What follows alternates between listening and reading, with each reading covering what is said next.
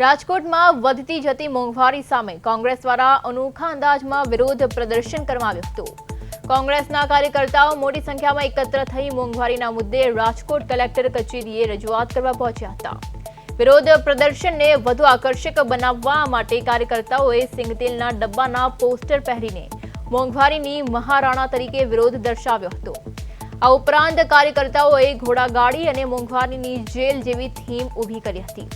Gas cylinder, petrol, ડુંગળી, ટમેટા અને દૂધ જેવી રોજિંદા જીવનની જીવન જરૂરી વસ્તુઓના પોસ્ટરો લગાવી કોંગ્રેસે સરકાર સામે મોંઘવારીનો આક્રોશ વ્યક્ત કર્યો હતો। કલેક્ટરને આવેદનપત્ર આપીને જીવન જરૂરી ચીજ વસ્તુઓના ભાવ ઘટાડવાની માંગ કરવામાં આવી હતી।